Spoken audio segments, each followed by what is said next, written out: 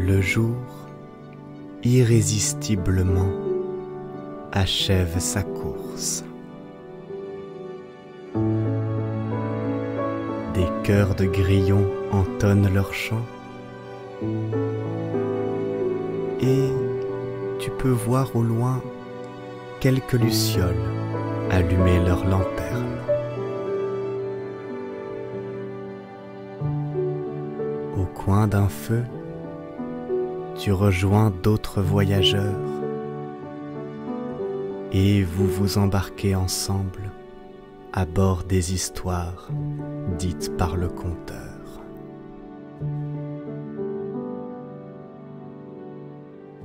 Vous levez les yeux au ciel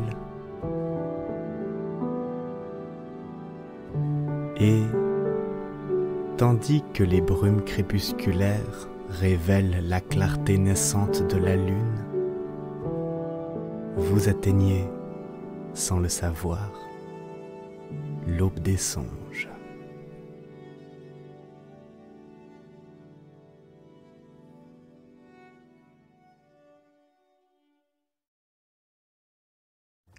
Bien le bonsoir Twitch et bienvenue pour un nouveau live lecture qui sont dans les derniers de cette première partie du conte de Monte Cristo et je suis beaucoup trop à gauche du cadre, viens par la chaise, viens par la micro. Bien le bonsoir tout le monde et bienvenue à tous les courageux qui étaient là ce matin pendant cette première session en direct où j'ai pu pour la première fois tester ce que je voulais faire depuis très longtemps, à savoir enregistrer du contenu uniquement prévu pour YouTube mais vous le présentez dans des conditions différentes, c'est-à-dire vous le proposez alors qu'il est à l'état brut, à l'état d'enregistrement et le tout sur Twitch et directement. Ça s'est très très bien passé. L'expérience sera réitérée puisque j'ai du contenu à enregistrer tout plein à faire pour les mois de juillet et d'août. Donc pour ceux qui n'étaient pas là ce matin, il n'y a pas de rediffusion, c'est parfaitement normal, mais il y en aura d'autres des sessions telles que celle de ce matin. Donc, si vous voulez voir ça, guettez simplement la notification qui vous dit que je suis en direct. Voilà, bonsoir, bonsoir tout le monde qui est déjà dans le clavardage très nombreux. Bonsoir Suisse Kazoo, bonsoir Raveline, bonsoir Dracophanie, comment vas-tu? Ça fait un petit moment que je t'ai pas vu me semble-t-il, ou alors peut-être que je n'ai pas vu ton pseudo pour des raisons de couleur. Et puis, qui d'autre? J'avais vu passer quelqu'un d'autre. Bonsoir Nespadon! Nespadon, un habitué du samedi matin, un vrai plaisir de te retrouver en cette soirée de jeudi soir pour cette suite du conte de Monte Cristo. Je vous préviens tout de suite, chers amis, que je vais discuter avec vous, mais pas très longtemps, comme vous l'avez vu. Je suis un tout petit peu à la bourre ce soir, et comme les habitués le savent et les nouveaux le découvriront, le soir du jeudi, ce n'est pas juste un live lecture, c'est le jeudi soir, c'est histoire. Et ça se passe avec votre serviteur, l'Aube des Songes, mais ça se passe aussi en deuxième partie de soirée cette semaine avec le camarade conteur Bavard Stories, chez qui je vous enverrai via le raid une fois que nous aurons terminé la lecture de ce soir. Mais comme il y a du programme chargé avec cette soirée un peu écourtée, nous n'en avons pas 2 mais 3 chapitres à lire ce soir. Tout va très bien se passer, j'ai confiance, mais simplement je vais pas pouvoir m'étendre des heures et des heures comme j'ai pris l'habitude de le faire ces dernières semaines. On sera plutôt dans une optique à prendre le temps après la lecture pour discuter si le temps nous le permet. Voilà, Dracophanie, j'ai un boulot fatigant et un enfant, donc le soir je suis souvent KO, mais ce soir je suis seul. Alors, joie, j'ai pas mal de choses à faire. Eh ben, tant mieux Dracophanie, je te souhaite en tout cas de ne pas avoir trop de choses et de pouvoir profiter de ta soirée. Mais merci en tout cas d'être là, d'être venu. Et je comprends, avoir un travail et un enfant, c'est en réalité avoir 2 travaux, ce qui est particulièrement éprouvant en termes d'énergie. Donc bravo à toi déjà et merci beaucoup d'être là ce soir avec nous. Bien.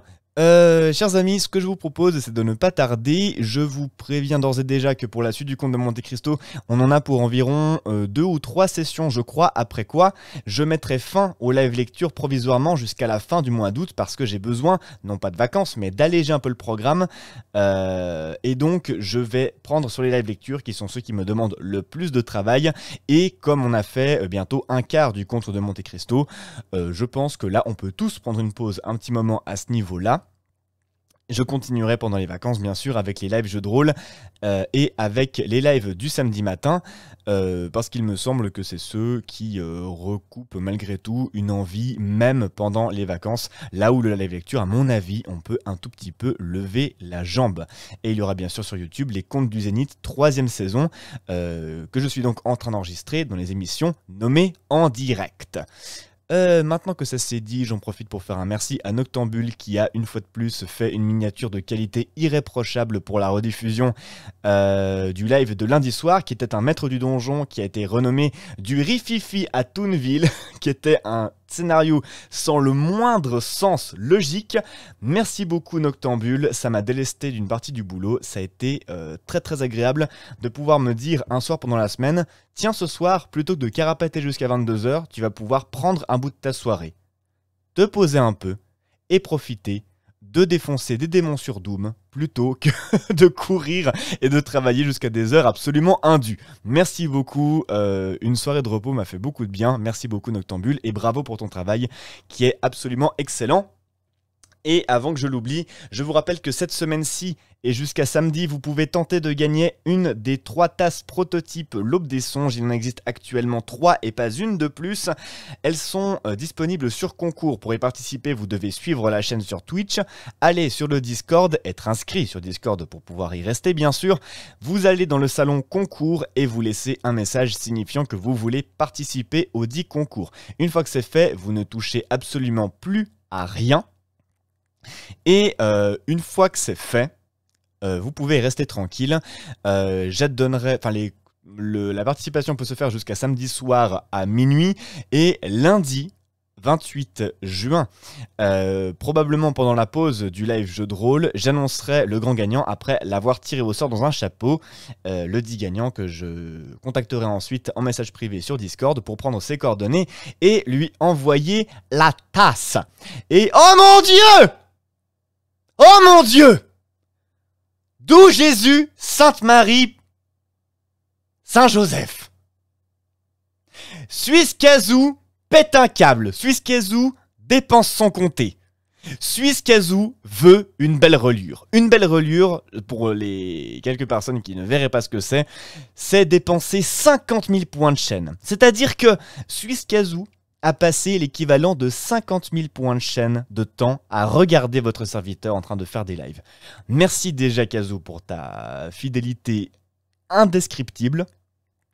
Et au-delà de ça, avec la récompense Une belle reliure, qu'est-ce qui se passe? Pour 50 000 points de chaîne, je vais, dans la vraie vie de la réalité véritable, vous trouver une belle et vieille édition du livre en cours de lecture dans les live lectures et après prise de contact avec vous, je vous l'envoie chez vous avec un petit mot à votre intention dans la page de garde pour vous remercier de votre fidélité indescriptible. Merci, merci, merci beaucoup Kazoo et c'est avec un véritable plaisir que je t'envoie, enfin que je t'enverrai le Comte de Monte Cristo. Pas d'arnaque, hein, ce sera pas genre le tome 1 et puis merci beaucoup parce que je suis en train de lire le tome 1. Non, non, non, non, non. L'intégrale des 4 tomes. Je vais simplement prendre le temps de t'en trouver une belle qui vaille la peine. Je vais pas te faire un truc qui serait d'une escroquerie intellectuelle du style bon alors Amazon, plip la ploup, bon voilà, ça a l'air pas mal et plop. Non, non, non, non, non. Je vais aller faire les bouquineries, je vais chercher, je vais peut-être galérer, mais c'est noté, Kazoo, je te dois l'intégrale du Comte de Monte Cristo d'Alexandre Dumas, une belle reliure, la première de toute la chaîne, et ce qui serait absolument fantastique, qui me ferait vraiment très très plaisir, c'est qu'une fois que tu l'as reçu, tu m'envoies une petite photo avec la preuve qu'on puisse la mettre dans le Discord et limite faire un salon livre d'or des reliures pour prouver que c'est pas du flan. Parce que 50 000 points de chaîne, ça a l'air bête, mais c'est pas rien, l'air de rien. Voilà, voilà, voilà, voilà. Calmez-vous, ce sera moi le gagnant, car je le sais, car je suis créditeur d'une quantité de karma absolument incroyable. Eh ben, il n'y a que tes multiples vies précédentes et présentes qui peuvent te permettre de savoir ton compteur de karma, n'est-ce pas? Donc pour ma part, je ne connais pas le mien, mais si tu as le bonheur de connaître le tien, tant mieux, ou tant pis, peut-être que ça a des implications incroyables, dans tous les cas, je n'en sais pas plus. C'est ça d'économiser les idées comme un Suisse économise les lingots d'or. Mais c'est un san, je suis tellement heureux de pouvoir avoir ce bouquin en particulier. Tu m'envoies ravi Suizkazoo. Sur ce, chers amis, trêve de blablaterie, je vous envoie immédiatement de retour dans l'intrigue du comte de Monte Cristo pour le faire très très court. Notre pauvre Edmond Dantès qui s'était retrouvé en zonzon pendant 14 ans alors qu'il allait se marier avec la douce et belle Mercedes à cause de 3 fiefés grigous nommés respectivement Fernand, Danglars et de Villefort qui se sont mis de concert pour le foutre en zonze et profiter des avantages que proférait le fait que ce dernier reste en zonzon.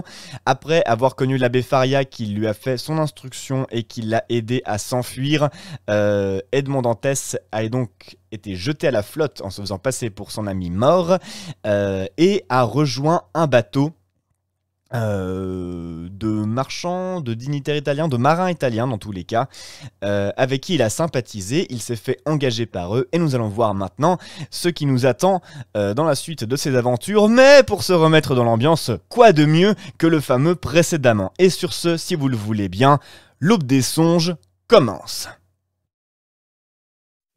Précédemment, dans le comte de Monte Cristo. Vous avez bien fait, Dantès, de suivre les instructions du capitaine Leclerc et de vous arrêter à l'île d'Elbe. Quoique, si l'on savait que vous avez remis un paquet au maréchal et causé avec l'empereur, cela pourrait vous compromettre. Edmond Dantès, au nom de la loi, je vous arrête. Maintenant, monsieur, que faut-il faire? Attendre. Je réponds de tout. Je demande quel crime j'ai commis.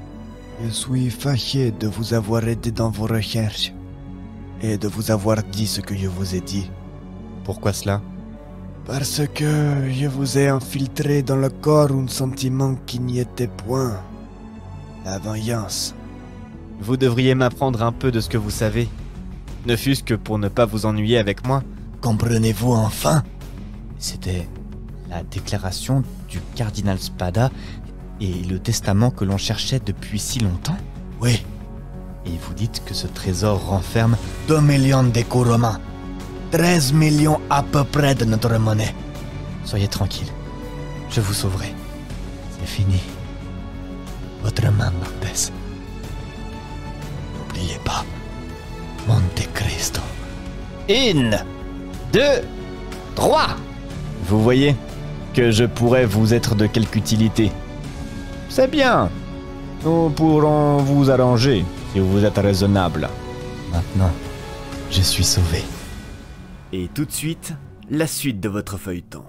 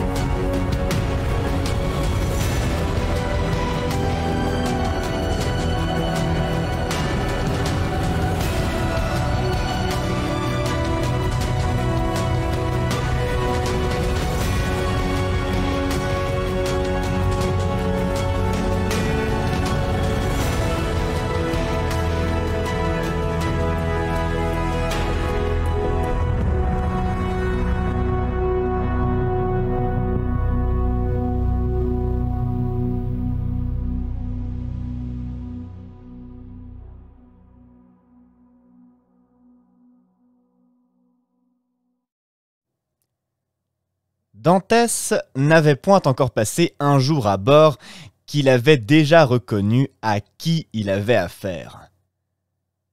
Sans avoir jamais été à l'école de l'abbé Faria, le digne patron de la jeune Amélie, c'était le nom de la tartane génoise, savait à peu près toutes les langues qui se parlent autour de ce grand lac qu'on appelle la Méditerranée, depuis l'arabe jusqu'au provençal. Cela lui donnait, en lui épargnant les interprètes, gens toujours ennuyeux et parfois indiscrets, de grandes facilités de communication, soit avec les navires qu'il rencontrait en mer, soit avec les petites barques qu'il relevait le long des côtes, soit enfin avec les gens sans nom, sans patrie, sans état apparent, comme il y en a toujours sur les dalles des quais qui avoisinent les ports de mer et qui vivent de ces ressources mystérieuses et cachées qu'il faut bien croire leur venir en ligne directe de la Providence, puisqu'ils n'ont aucun moyen d'existence visible à l'œil nu. On devine que Dantès était à bord d'un bâtiment contrebandier. Aussi, le patron avait-il reçu Dantès à bord avec une certaine défiance. Il était fort connu de tous les douaniers de la côte et, comme c'était entre ces messieurs et lui un échange de ruses plus adroites les unes que les autres, il avait pensé d'abord que Dantès était un émissaire de Dame Gabelle, qui employait cet ingénieux moyen de pénétrer quelques-uns des secrets du métier. Mais la manière brillante dont Dantès s'était tiré de l'épreuve quand il avait orienté au plus près l'avait entièrement convaincu.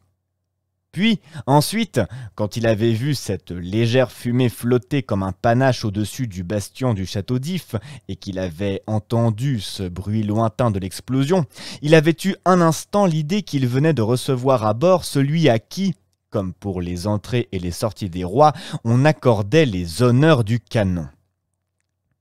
Cela l'inquiétait moins, déjà, il faut le dire, que si le nouveau venu était un douanier, mais cette seconde supposition avait bientôt disparu comme la première à la vue de la parfaite tranquillité de sa recrue. Edmond eut donc l'avantage de savoir ce qu'était son patron sans que son patron pût savoir ce qu'il était. De quelque côté que l'attaquasse le vieux marin ou ses camarades, il tint bon et ne fit aucun aveu, donnant force détails sur Naples et sur Malte, qu'il connaissait comme Marseille, et maintenant, avec une fermeté qui faisait honneur à sa mémoire, sa première narration. Ce fut donc le Génois, tout subtil qu'il était, qui se laissa duper par Edmond, en faveur duquel parlait sa douceur, son expérience nautique, et surtout la plus savante dissimulation. Et puis, peut-être le Génois était-il comme ces gens d'esprit qui ne savent jamais ce qu'ils doivent savoir et qui ne croient que ce qu'ils ont intérêt à croire. Ce fut donc dans cette situation réciproque que l'on arriva à Livourne. Edmond devait tenter là une nouvelle épreuve. C'était de savoir s'il se reconnaîtrait lui-même. Depuis 14 ans qu'il ne s'était vu. Oh, il avait conservé une idée assez précise de ce qu'était le jeune homme. Il allait voir ce qu'il était devenu homme. Aux yeux de ses camarades, son vœu était accompli. 20 fois déjà, il avait relâché à Livourne. Il connaissait un barbier rue Saint-Ferdinand. Il rentra chez lui pour se faire couper la barbe et les cheveux. Le barbier regarda avec étonnement cet homme à la longue chevelure et à la barbe épaisse et noire qui ressemblait à une de ces belles têtes du Titien. Ce n'était point encore à la mode à cette époque-là que l'on porta la barbe et les cheveux si développés. Aujourd'hui, un barbier s'étonnerait seulement qu'un homme doué de si grands avantages physiques consentît à s'en priver. Le barbier livournais se mit à la besogne sans observation. Lorsque l'opération fut terminée, lorsqu'Edmond sentit son menton entièrement rasé, lorsque ses cheveux furent réduits à la longueur ordinaire, il demanda un miroir et se regarda. Il avait alors 33 ans, comme nous l'avons dit, et ses 14 années de prison avaient pour ainsi dire apporté un grand changement moral dans sa figure. Dantès était entré au château d'If avec ce visage rond, souriant et épanoui du jeune homme heureux à qui les premiers pas dans la vie ont été faciles et qui compte sur l'avenir comme sur la déduction naturelle du passé. Tout cela était bien changé. Sa figure ovale s'était allongée. Sa bouche rieuse avait pris ces lignes fermes et arrêtées qui indiquent la résolution. Ses sourcils s'étaient arqués sous une ride unique, pensive.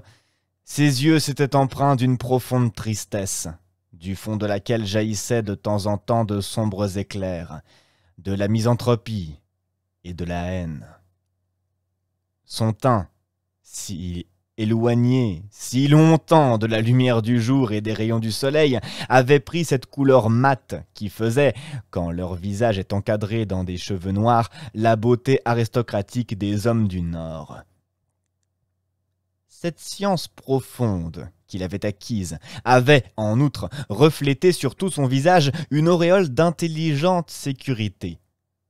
En outre, il avait, quoique naturellement d'une taille assez haute, acquis cette vigueur trapue d'un corps toujours concentrant ses forces en lui. À l'élégance des formes nerveuses et grêles avait succédé la solidité des formes arrondies et musculeuses.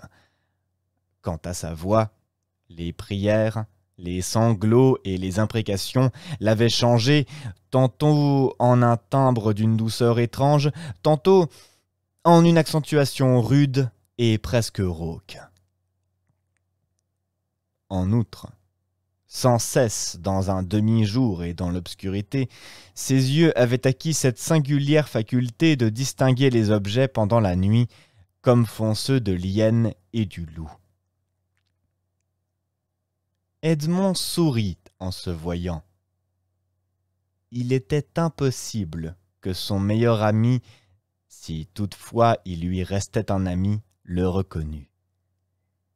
Il ne se reconnaissait même pas lui-même. Le patron de la jeune Amélie, qui tenait beaucoup à garder parmi ses gens un homme de la valeur d'Edmond, lui avait proposé quelques avances sur sa part de bénéfices futurs, et Edmond avait accepté. Son premier soin, en sortant de chez le barbier qui venait d'opérer chez lui cette première métamorphose, fut donc d'entrer dans un magasin et d'acheter un vêtement complet de matelot. Ce vêtement, comme on le sait, est fort simple. Il se compose d'un pantalon blanc, d'une chemise rayée et d'un bonnet phrygien. C'est sous ce costume, en rapportant à Jacopo la chemise et le pantalon qu'il lui avait prêté, qu'Edmond reparut devant le patron de la jeune Amélie, auquel il fut obligé de répéter son histoire. Le patron ne voulait pas reconnaître dans ce matelot coquet et élégant l'homme à la barbe épaisse, aux cheveux mêlés d'algues et au corps trempé d'eau de mer, qu'il avait recueilli nu et mourant sur le pont de son navire. Entraîné par sa bonne mine, il renouvela donc à Dantès ses propositions d'engagement. Mais Dantès, qui avait ses projets, ne les voulut accepter que pour 3 mois. Au reste, c'était un équipage fort actif que celui de la jeune Amélie, et soumis aux ordres d'un patron qui avait pris l'habitude de ne pas perdre son temps. À peine était-il depuis 8 jours à Livourne que les flancs rebondis du navire étaient remplis de mousseline peinte, de coton prohibé, de poudre anglaise et de tabac sur lequel la régie avait oublié de mettre son cachet. Il s'agissait de faire sortir tout cela de Livourne, Port-Franc, et de débarquer sur le rivage de la Corse, d'où certains spéculateurs se chargeaient de faire passer la cargaison en France. On partit. Edmond fendit de nouveau cette mer azurée, premier horizon de sa jeunesse qu'il avait revu si souvent dans les rêves de sa prison. Il laissa à sa droite la Gorgone, à sa gauche la Pianosa, et s'avança vers la patrie de Paoli et de Napoléon. Le lendemain, en montant sur le pont, ce qu'il faisait toujours d'assez bonne heure, le patron trouva Dantès appuyé à la muraille du bâtiment et regardant avec une expression étrange un entassement de rochers granitiques que le soleil levant inondait d'une lumière rosée. C'était l'île de Monte Cristo. La jeune Amélie la laissa à 3/4 lieues à peu près à tribord et continua son chemin vers la Corse. Dantès songeait, tout en longeant cette île au nom si retentissant pour lui, qu'il n'aurait qu'à sauter à la mer et que dans une demi-heure il serait sur cette terre promise. Mais là, que ferait-il, sans instrument pour découvrir son trésor, sans armes pour le défendre? D'ailleurs, que diraient les matelots? Que penserait le patron? Il fallait les attendre. Ou plutôt, il fallait attendre. Heureusement, Dantès savait attendre. Il avait attendu 14 ans sa liberté. Il pouvait bien, maintenant qu'il était libre, attendre 6 mois ou 1 an la richesse. N'eût-il pas accepté la liberté sans la richesse si on la lui eût proposée? D'ailleurs, cette richesse n'était-elle pas toute chimérique, née dans le cerveau malade du pauvre abbé Faria? N'était-elle pas morte avec lui? Il est vrai que cette lettre du cardinal Spada était étrangement précise. Et Dantès répétait d'un bout à l'autre dans sa mémoire cette lettre dont il n'avait pas oublié un mot. Le soir vint. Edmond vit passer l'île, passer par toutes les teintes que le crépuscule amène avec lui et se perdre pour tout le monde dans l'obscurité. Mais lui, avec son regard habitué à l'obscurité de la prison, il continua sans doute de la voir, car il demeura le dernier sur le pont. Le lendemain, on se réveilla à la hauteur d'Alleria. Tout le jour, on courut déborder. Le soir, des feux s'allumèrent sur la côte. À la disposition de ces feux, on reconnut sans doute qu'on pourrait débarquer, car un fanal monta au lieu de pavillon à la corne du petit bâtiment, et l'on s'approcha à portée de fusil du rivage. Dantès avait remarqué, pour ces circonstances solennelles sans doute, que le patron de la jeune Amélie avait monté sur pivot, en approchant de la terre, 2 petites coulevrines, pareilles à des fusils de rempart, qui, sans faire grand bruit, pouvaient envoyer une jolie balle de 4 à la livre à 1000 pas. Mais pour ce soir-là, la précaution fut superflue. Tout se passa le plus doucement et le plus poliment du monde. 4 chaloupes s'approchèrent à petit bruit du bâtiment, qui, sans doute pour leur faire honneur, mit sa propre chaloupe à la mer.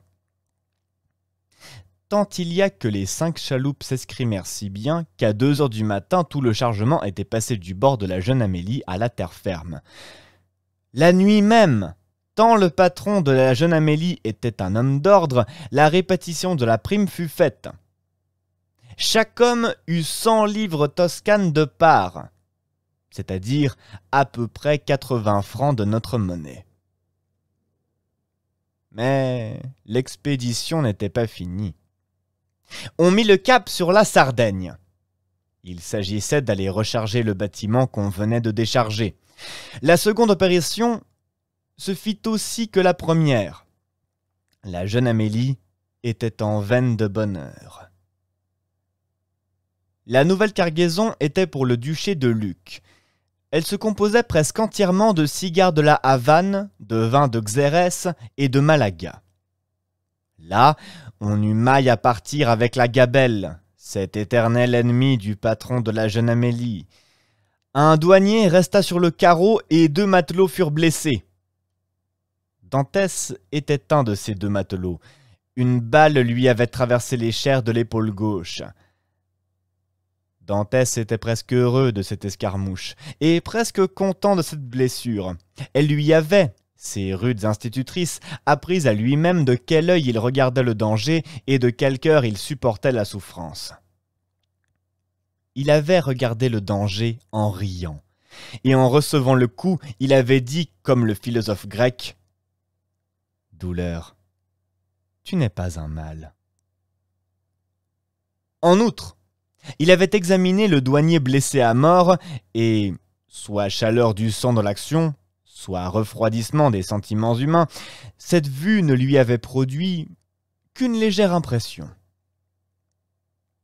Dantès était sur la voie qu'il voulait parcourir et marchait au but qu'il voulait atteindre.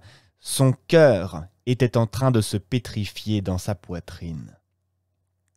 Au reste, Jacopo, qui, en le voyant tomber, l'avait cru mort, s'était précipité sur lui, l'avait relevé et enfin, une fois relevé, l'avait soigné en excellent camarade. Ce monde n'était donc pas si bon que le voyait le docteur Pangloss. Mais il n'était pas non plus si méchant que le voyait Dantès, puisque cet homme, qui n'avait rien à attendre de son compagnon que d'hériter sa part de prime, éprouvait une si vive affliction de le voir tué.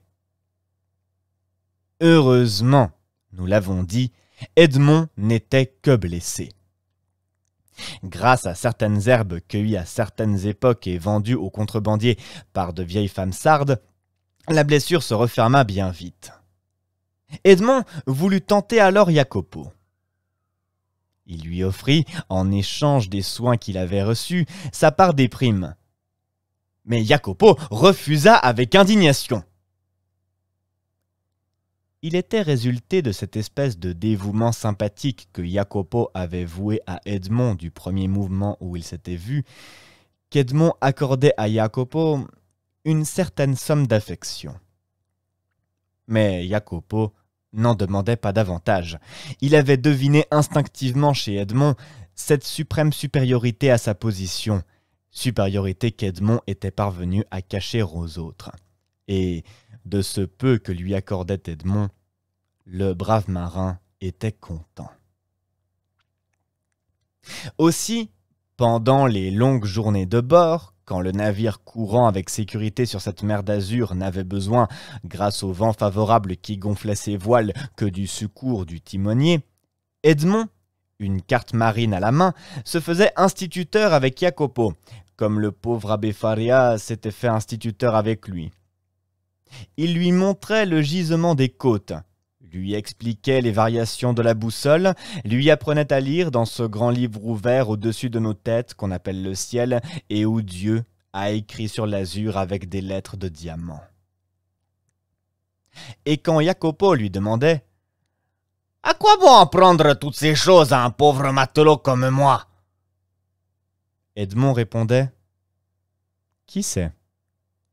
Tu seras peut-être un jour capitaine de bâtiment. Ton compatriote Bonaparte est bien devenu empereur. » Nous avons oublié de dire que Jacopo était corse. 2 mois et demi s'étaient déjà écoulés dans des courses successives. Edmond était devenu aussi habile caboteur qu'il était autrefois hardi marin. Il avait lié connaissance avec tous les contrebandiers de la côte. Il avait appris tous les signes maçonniques à l'aide desquels ces demi-pirates se reconnaissent entre eux. Il avait passé et repassé 20 fois devant son île de Monte Cristo, mais dans tout cela, il n'avait pas une seule fois trouvé l'occasion d'y débarquer. Il avait donc pris une résolution. C'était, aussitôt que son engagement avec le patron de la jeune Amélie aurait pris fin, de louer une petite barque pour son propre compte. Dantès le pouvait, car dans ses différentes courses, il avait amassé une centaine de piastres, et, sous un prétexte quelconque, de se rendre à l'île de Monte Cristo. Là, il ferait en toute liberté ses recherches. Non, pas en toute liberté, car il serait, sans aucun doute, espionné par ceux qui l'auraient conduit. Mais dans ce monde, il faut bien risquer quelque chose. La prison avait rendu Edmond prudent, et il aurait bien voulu ne rien risquer. Mais il avait beau chercher dans son imagination, si féconde qu'elle fût, il ne trouvait pas d'autre moyen d'arriver à l'île tant souhaitée que de s'y faire conduire. Dantès flottait dans cette hésitation lorsque le patron, qui avait mis une grande confiance en lui et qui avait grande envie de le garder à son service, le prit un soir par le bras et l'emmena dans une taverne de la Via dell'Oglio, dans laquelle avait l'habitude de se réunir ce qu'il y a de mieux en contrebandier à Livourne. C'était là que se traitaient d'habitude les affaires de la côte. Déjà 2 ou 3 fois, Dantès était entré dans cette bourse maritime. Et, en voyant ces hardis écumeurs que fournit tout un littoral de 2000 lieues de tour à peu près, il s'était demandé de quelle puissance ne disposerait pas un homme qui arriverait à donner l'impulsion de sa volonté à tous ses fils réunis ou divergents. Cette fois, il était question d'une grande affaire. Il s'agissait d'un bâtiment chargé de tapis turcs, d'étoffes du Levant et de Cachemire. Il fallait trouver un terrain neutre où l'échange pût se faire, puis tenter de jeter ces objets sur les côtes de France. La prime était énorme si l'on réussissait. Il s'agissait de 50 à 60 piastres par homme.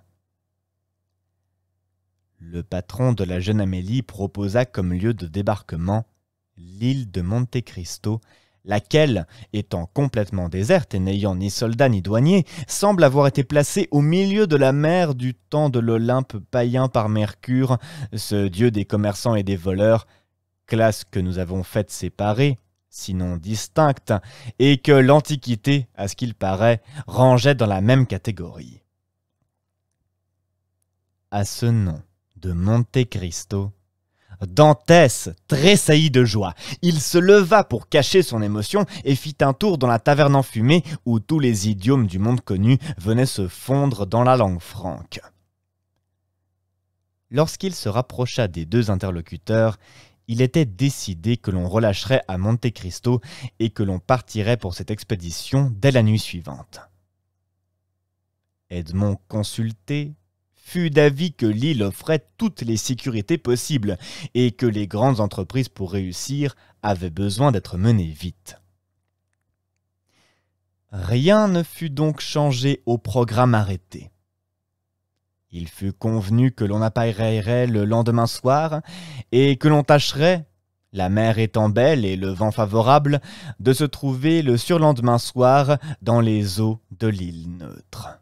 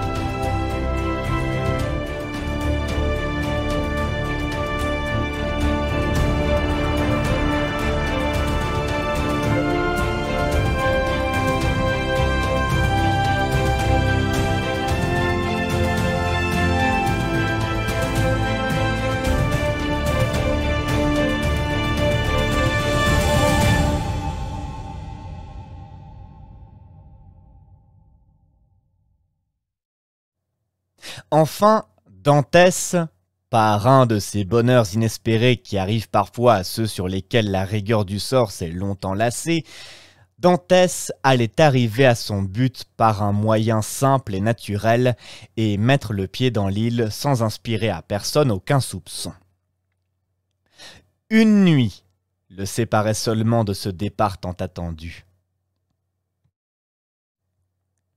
Cette nuit fut une des plus fiévreuses que passa Dantès. Pendant cette nuit, toutes les chances bonnes et mauvaises se présentèrent tour à son esprit. S'il fermait les yeux, il voyait la lettre du cardinal Spada écrite en caractères flamboyants sur la muraille. S'il s'endormait un instant, Les rêves les plus insensés venaient tourbillonner dans son cerveau. Il descendait dans les grottes aux pavés d'émeraude, aux parois de rubis, aux stalactites de diamants. Les perles tombaient goutte à goutte comme un filtre d'ordinaire l'eau souterraine. Edmond, ravi, émerveillé, remplissait ses poches de pierreries. Puis, il revenait au jour et ses pierreries s'étaient changées en simples cailloux. Alors, il essayait de rentrer dans ces grottes merveilleuses, entrevues seulement, mais le chemin se tordait en spirales infinies, l'entrée était redevenue invisible. Il cherchait inutilement dans sa mémoire fatiguée ce mot magique et mystérieux qui ouvrait pour le pêcheur arabe les cavernes splendides d'Ali Baba. Tout était inutile. Le trésor disparu était redevenu la propriété des génies de la terre auxquels il avait eu un instant l'espoir de l'enlever. Le jour vint presque aussi fébrile que l'avait été la nuit. Mais il amena la logique à l'aide de l'imagination, et Dantès put arrêter un plan jusqu'alors vague et flottant dans son cerveau.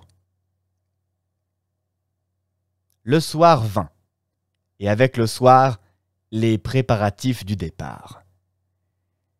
Ces préparatifs étaient un moyen pour Dantès de cacher son agitation. Peu à peu, il avait pris cette autorité sur ses compagnons de commander comme s'il était le maître du bâtiment, et comme ses ordres étaient toujours clairs, précis et faciles à exécuter, ses compagnons lui obéissaient non seulement avec promptitude, mais encore avec plaisir. Le vieux marin le laissait faire. Lui aussi avait reconnu la supériorité de Dantès sur ses autres matelots et sur lui-même.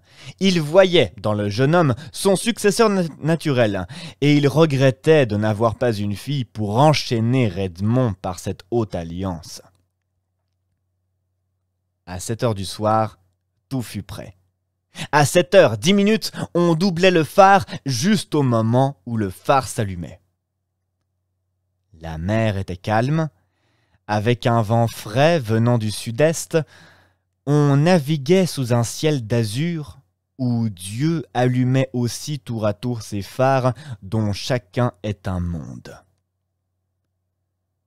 Dantès déclara que tout le monde pouvait se coucher et qu'il se chargeait du gouvernail. Quand le Maltais, c'est ainsi qu'on appelait Dantès, avait fait une pareille déclaration, cela suffisait, et chacun s'en allait coucher tranquille. Cela arrivait quelquefois. Dantès, rejeté de la solitude dans le monde, éprouvait de temps en temps d'impérieux besoins de solitude. Or, quelle solitude, à la fois plus immense et plus poétique que celle d'un bâtiment qui flotte isolé sur la mer pendant l'obscurité de la nuit, dans le silence de l'immensité et sous le regard du Seigneur. Cette fois, la solitude fut peuplée de ses pensées, la nuit éclairée par ses illusions, le silence animé par ses promesses.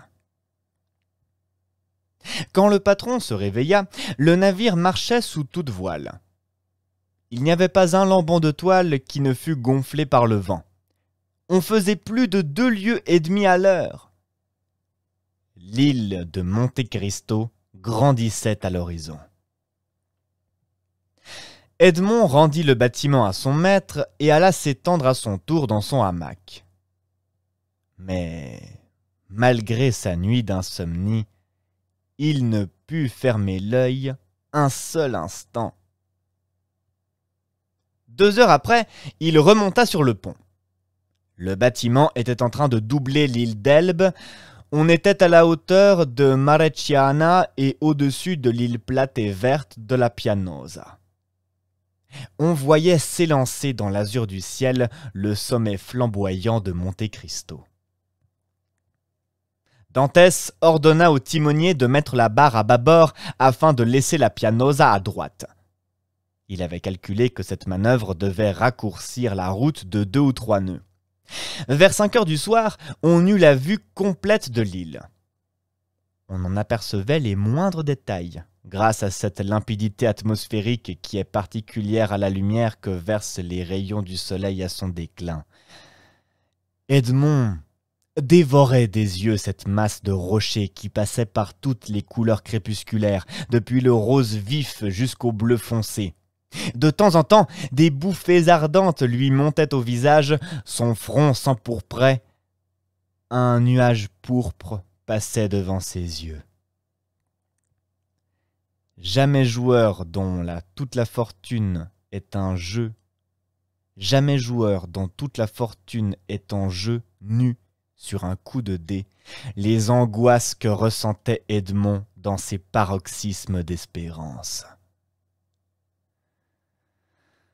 La nuit vint. À 10 heures du soir, on aborda. La jeune Amélie était la première au rendez-vous. Dantès, malgré son empire ordinaire sur lui-même, ne put se contenir. Il sauta le premier sur le rivage. S'il eût osé comme Brutus, il eût baisé la terre.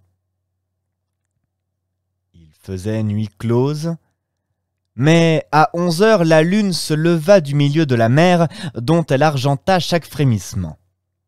Puis, ses rayons, à mesure qu'elle se leva, commencèrent à se jouer en blanches cascades de lumière sur les roches entassées de cet autre pélion.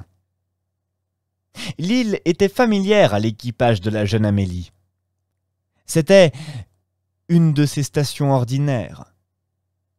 Quant à Dantès, il l'avait reconnue à chacun de ses voyages dans le Levant, mais jamais il n'y était descendu. Il interrogea Jacopo. « Où allons-nous passer la nuit ?» demanda-t-il. « À bord de la tartane !» répondit le marin. « Ne serions-nous pas mieux dans les grottes ?»« Dans quelle grotte ?»« Mais dans les grottes de l'île. »« Je ne connais pas de grotte !» dit Jacopo. Une sueur froide passa sur le front de Dantès. « Il n'y a pas de grotte à Monte Cristo ?» demanda-t-il. « Ah non !» Dantès demeura un instant étourdi. Puis il songea que ces grottes pouvaient avoir été comblées depuis par un accident quelconque, ou même bouchées, pour plus grande précaution, par le cardinal Spada. Le tout, dans ce cas, était donc de retrouver cette ouverture perdue. Il était inutile de la chercher pendant la nuit. Dantès remit donc l'investigation au lendemain. D'ailleurs, un signal arboré à une demi-lieue en mer, et auquel la jeune Amélie répondit aussitôt par un signal pareil, indiqua que le moment était venu de se mettre à la besogne. Le bâtiment retardataire, rassuré par le signal qui devait faire connaître au dernier arrivé qu'il y avait toute sécurité à sa bouchée, apparut bientôt blanc et silencieux comme un fantôme et vint jeter l'ancre à une encablure du rivage. Aussitôt, le transport commença. Dantès songeait, tout en travaillant, au hurrah de joie que d'un seul mot il pourrait provoquer parmi tous ces hommes s'il disait tout haut l'incessante pensée qui bourdonnait tout bas à son oreille et à son cœur. Mais, tout au contraire de révéler le magnifique secret, il craignait d'en avoir déjà trop dit, et d'avoir, par ses allées et venues, ses demandes répétées, ses observations minutieuses et sa préoccupation continuelle, éveillé les soupçons.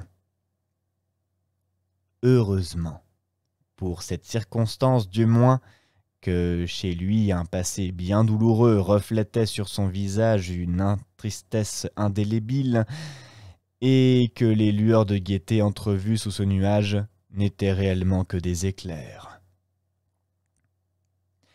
Personne ne se doutait donc de rien, et lorsque le lendemain, En prenant un fusil, du plomb et de la poudre, Dantès manifesta le désir d'aller tuer quelqu'une de ces nombreuses chèvres sauvages que l'on voit sauter de rocher en rocher.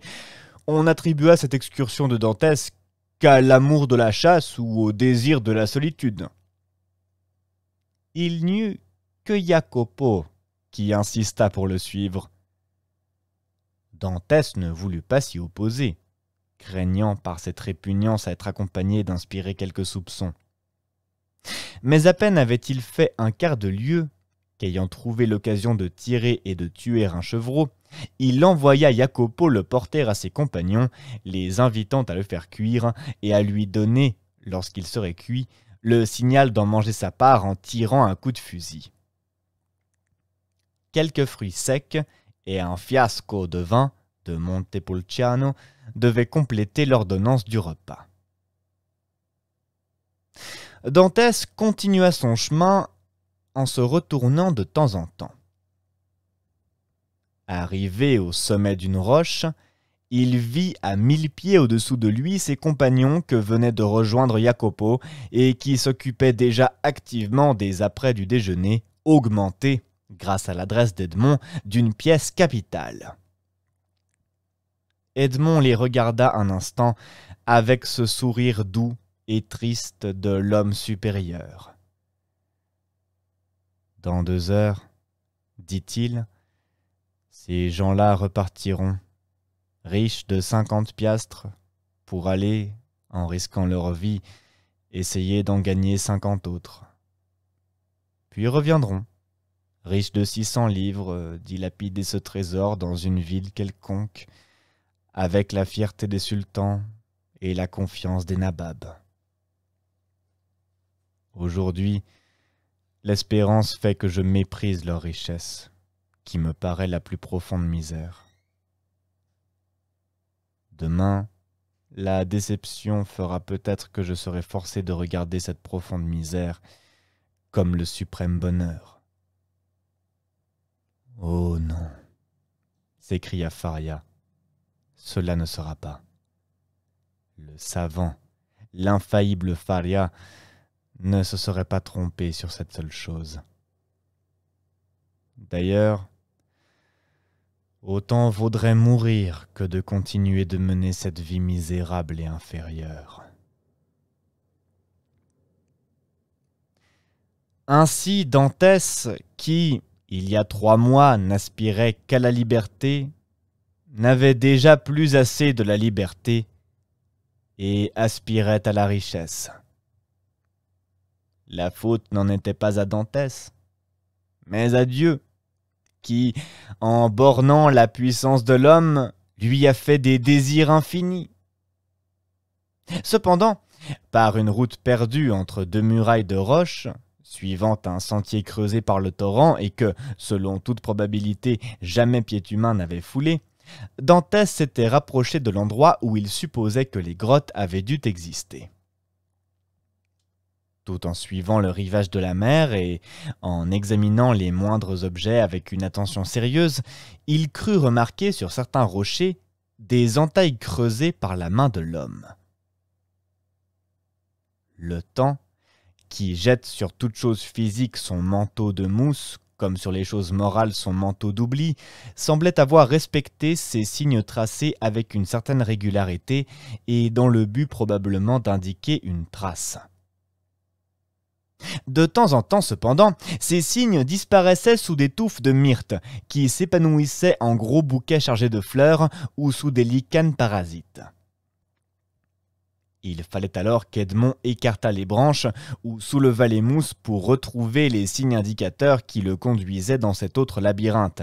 Ces signes avaient, au reste, donné bon espoir à Edmond. Pourquoi ne serait-ce pas le cardinal qui les aurait tracés pour qu'il puisse, en cas d'une catastrophe qu'il n'avait pas pu prévoir si complète, servir de guide à son neveu?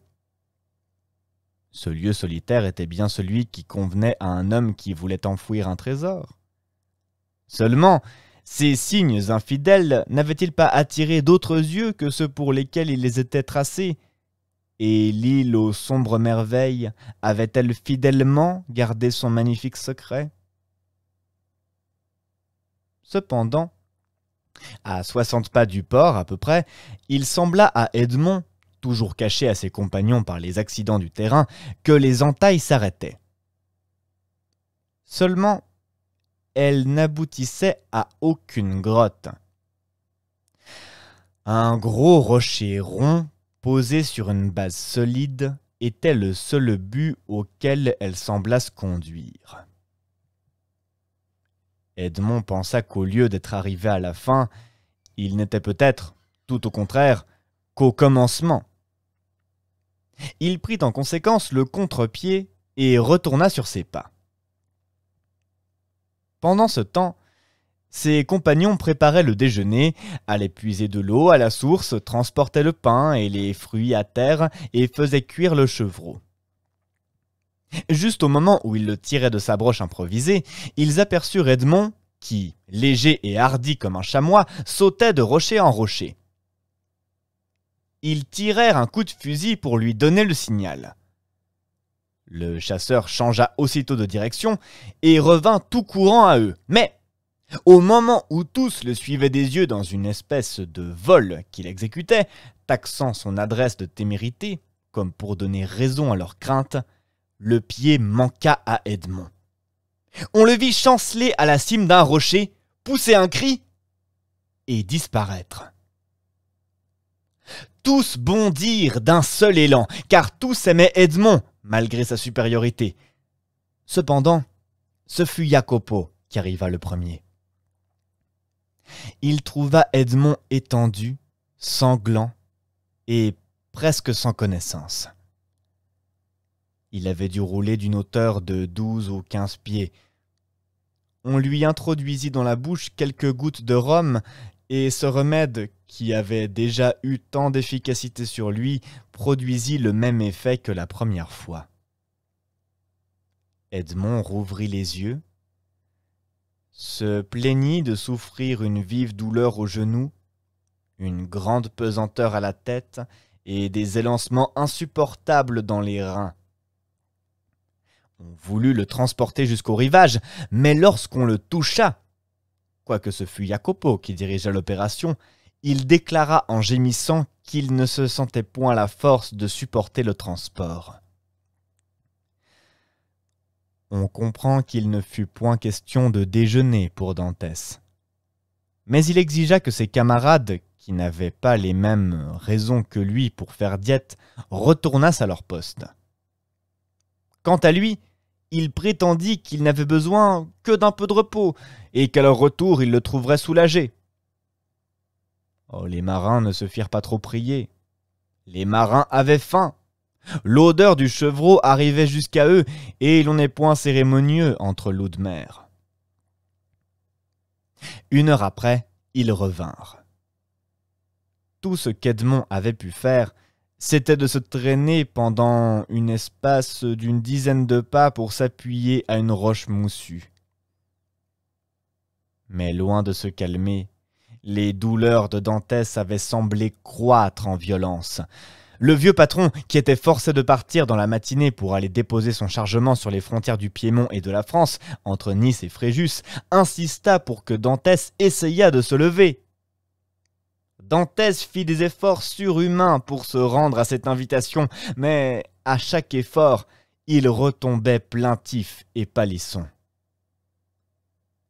« Il a les reins cassés, » dit tout bas le patron.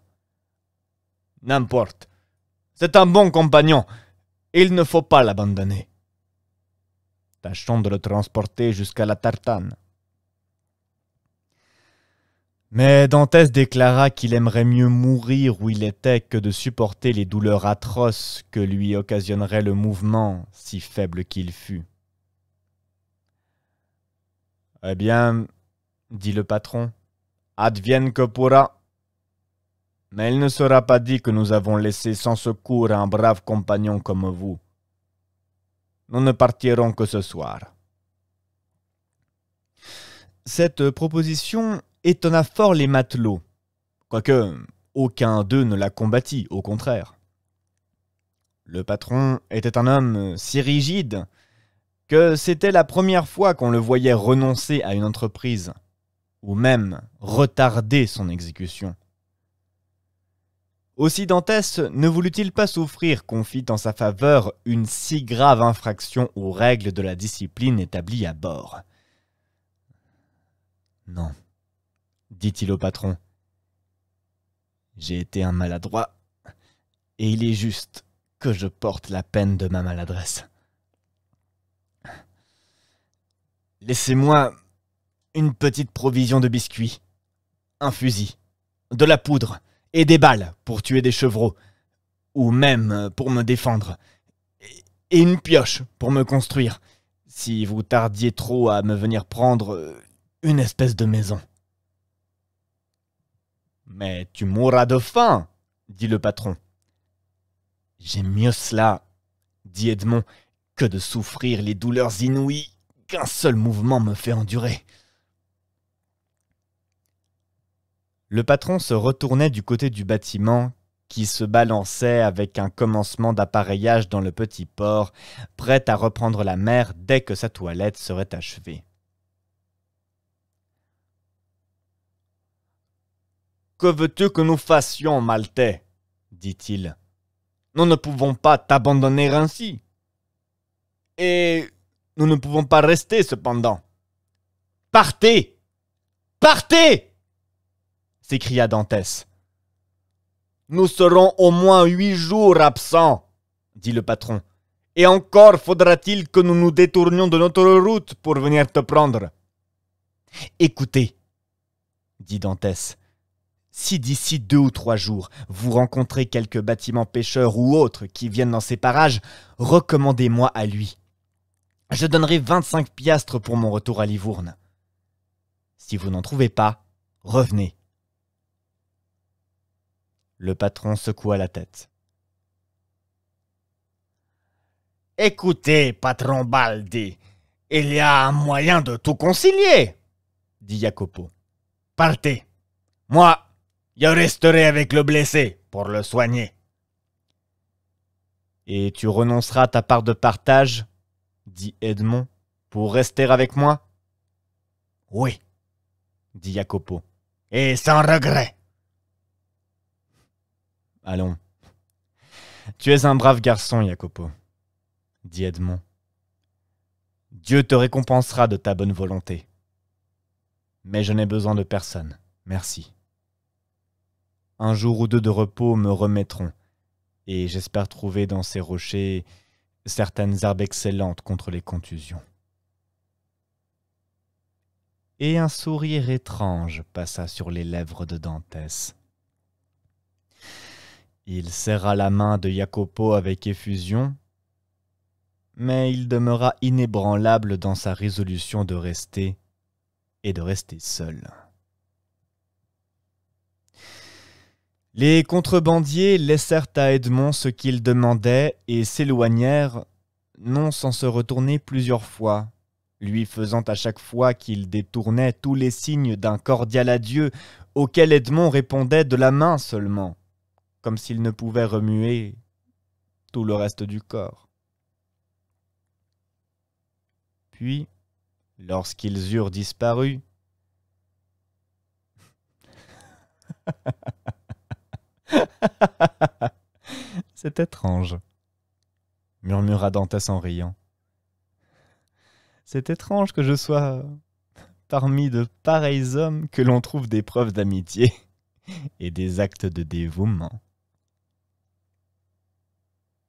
Alors, il se traîna avec précaution jusqu'au sommet d'un rocher qui lui dérobait l'aspect de la mer. Et de là, il vit la tartane achever son appareillage, lever l'ancre, se balancer gracieusement comme une mouette qui va prendre son vol, et partir. Au bout d'1 heure, elle avait complètement disparu. Du moins, de l'endroit où était demeuré le blessé, il était impossible de la voir. Alors, Dantès se releva, plus souple et plus léger qu'un des chevreaux qui bondissaient parmi les myrtes et les lentisques sur ces rochers sauvages, prit son fusil d'une main, sa pioche de l'autre, et courut à cette roche à laquelle aboutissaient les entailles qu'il avait remarquées sur les rochers. « Et maintenant !» s'écria-t-il en se rappelant cette histoire du pêcheur arabe que lui avait raconté Faria. « Maintenant, Sésame, ouvre-toi !»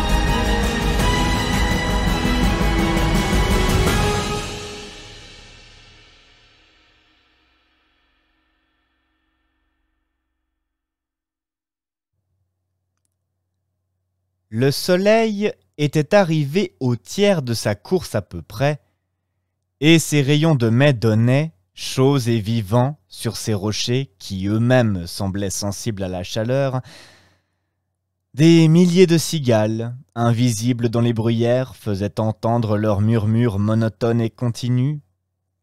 Les feuilles des myrtes et des oliviers s'agitaient frissonnantes et rendaient un bruit presque métallique. À chaque pas que faisait Edmond sur le granit échauffé, il faisait fuir des lézards qui semblaient des émeraudes. On voyait bondir, sur les talus inclinés, les chèvres sauvages qui parfois y attirent les chasseurs. En un mot, l'île était habitée, vivante, animée, et cependant, Edmond s'y sentait seul sous la main de Dieu. Il éprouvait je ne sais quelle émotion assez semblable à de la crainte. C'était cette défiance du grand jour qui fait supposer, même dans le désert, que des yeux inquisiteurs sont ouverts sur nous. Ce sentiment fut si fort qu'au moment de se mettre à la besogne, Edmond s'arrêta, déposa sa pioche, reprit son fusil, gravit une dernière fois le roc le plus élevé de l'île et de là jeta un vaste regard sur tout ce qui l'entourait. Mais nous devons le dire, ce qui attira son attention, ce ne fut ni cette Corse poétique dont il pouvait distinguer jusqu'aux maisons, ni cette Sardaigne presque inconnue qui lui fait suite, ni l'île d'Elbe aux souvenirs gigantesques, ni enfin cette ligne imperceptible qui s'étendait à l'horizon et qui, à l'œil exercé du marin, révélait Gênes, la superbe, et Livourne, la commerçante. Non! Ce fut le Brigantin qui était parti au point du jour et la Tartane qui venait de partir.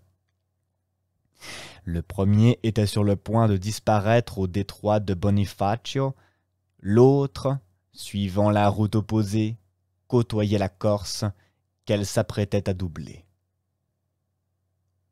Cette vue rassura Edmond. Il ramena alors les yeux sur les objets qui l'entouraient plus immédiatement. Il se vit sur le point le plus élevé de l'île, conique, grêle statue de cet immense piédestal. Au-dessous de lui, pas un homme. Autour de lui, pas une barque. Rien que la mer azurée qui venait battre la base de l'île et que ce choc éternel bordait d'une frange d'argent. Alors, il descendit d'une marche rapide, mais cependant pleine de prudence. Il craignait fort, en un pareil moment, un accident semblable à celui qu'il avait si habilement et si heureusement simulé. Dantès, comme nous l'avons dit, avait repris le contre-pied des entailles laissées sur les rochers, et il avait vu que cette ligne conduisait à une espèce de petite crique cachée comme un bain de nymphe antique. Cette crique était assez large à son ouverture et assez profonde à son centre pour qu'un petit bâtiment du genre des spéronards pût y entrer et y demeurer caché.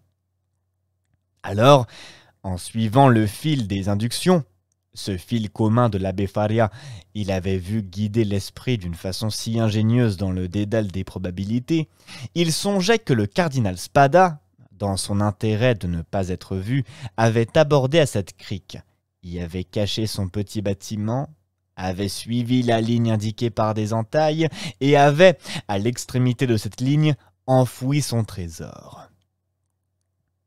C'était cette supposition qui avait ramené Dantès près du rocher circulaire.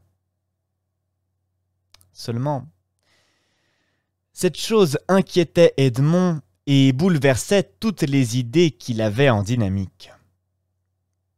Comment avait-on pu, sans employer des forces considérables, hisser ce rocher qui pesait peut-être 5 ou 6 milliers sur l'espèce de base où il reposait?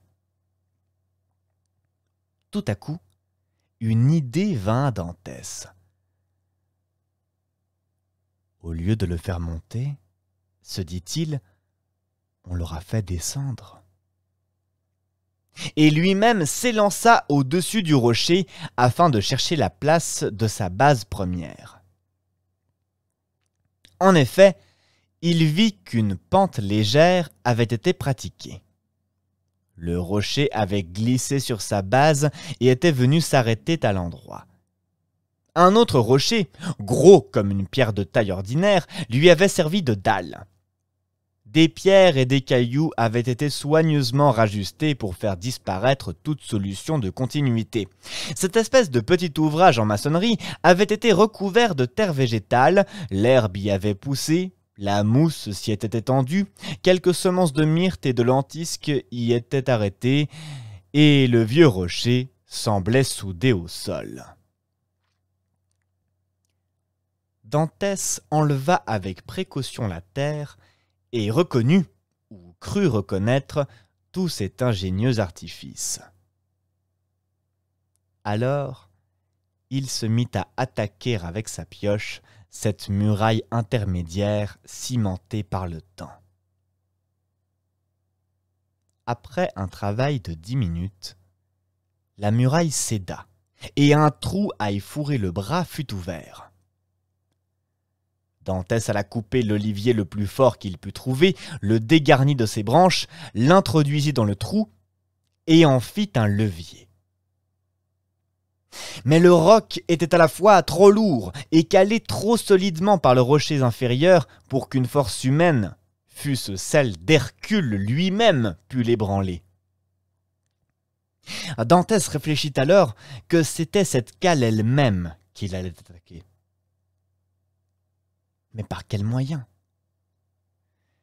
Dantès jeta les yeux autour de lui, comme font les hommes embarrassés, et son regard tomba sur une corne de mouflon pleine de poudre que lui avait laissée son ami Jacopo. Il sourit. L'invention infernale allait faire son œuvre. À l'aide de sa pioche, Dantès creusa, entre le rocher supérieur et celui sur lequel il était posé, un conduit de mine comme ont l'habitude de faire les pionniers lorsqu'ils veulent épargner au bras de l'homme une trop grande fatigue. Puis, il le bourra de poudre. Puis, effilant son mouchoir et le roulant dans le salpêtre, il en fit une mèche. Le feu mis à cette mèche, Dantès s'éloigna. L'explosion ne se fit pas attendre. Le rocher supérieur fut en un instant soulevé par l'incalculable force, le rocher inférieur vola en éclats, Par la petite ouverture qu'avait d'abord pratiquée Dantès, s'échappa tout un monde d'insectes frémissants, et une couleuvre énorme, gardien de ce chemin mystérieux, roula sur ses volutes bleuâtres et disparut. Dantès s'approcha. Le rocher supérieur, désormais sans appui, inclinait vers l'abîme. L'intrépide chercheur en fit le tour, choisit l'endroit le plus vacillant, appuya son levier dans une de ses arêtes, puis, pareil à Sisyphe, se raidit de toute sa puissance contre le rocher. Le rocher, déjà ébranlé par la commotion, chancela. Dantès redoubla d'efforts. On eût dit un de ces titans qui déracinaient des montagnes pour faire la guerre au maître des dieux.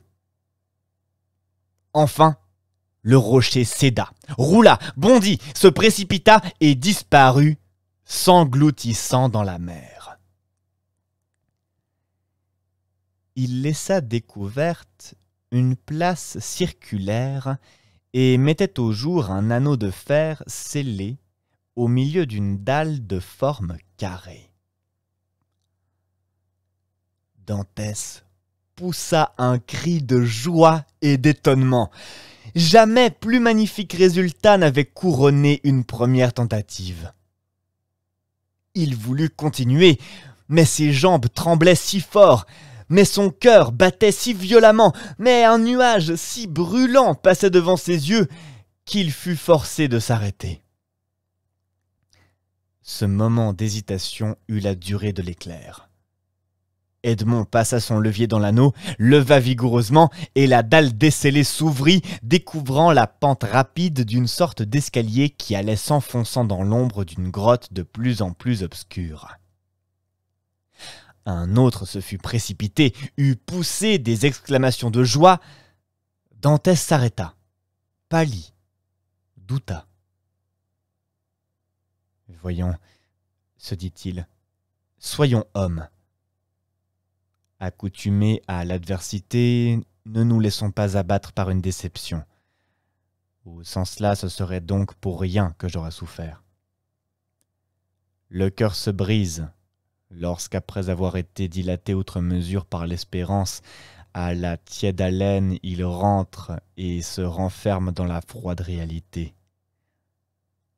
Faria a fait un rêve.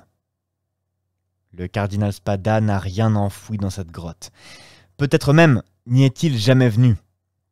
Ou, s'il y est venu, Cesare Borgia, l'intrépide aventurier, l'infatigable et sombre larron, y est venu après lui, a découvert sa trace, a suivi les mêmes brisées que moi, comme moi a soulevé cette pierre, et descendu avant moi, ne m'a rien laissé à prendre après lui.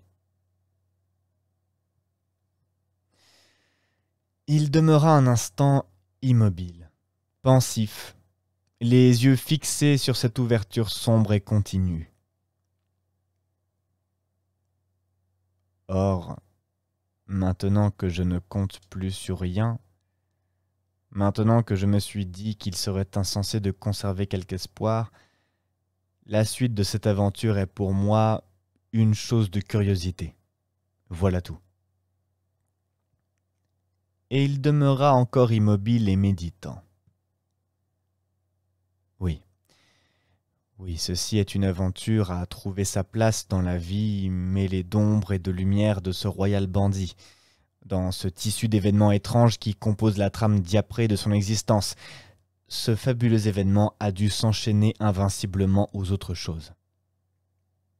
Oui, Borgia est venu quelques nuits ici, un flambeau d'une main, une épée de l'autre, tandis qu'à 20 pas de lui, au pied de cette roche peut-être, se tenaient, sombres et menaçants, deux sbires interrogeant la terre, l'air et la mer, pendant que leur maître entrait, comme je vais le faire, secouant les ténèbres de son bras redoutable et flamboyant.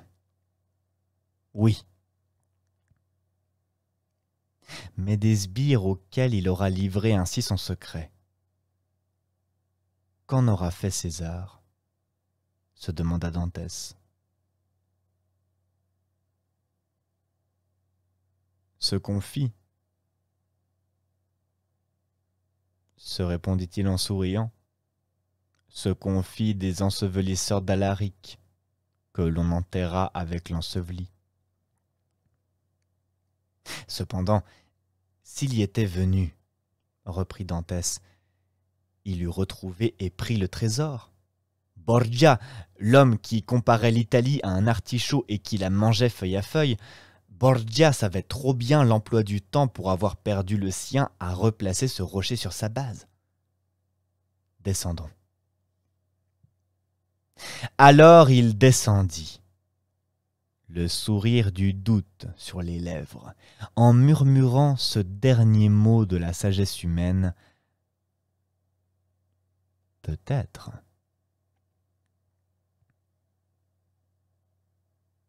Mais au lieu des ténèbres qu'il s'était attendu trouver, au lieu d'une atmosphère opaque et viciée, Dantès ne vit qu'une douce lueur décomposée en jour bleuâtre.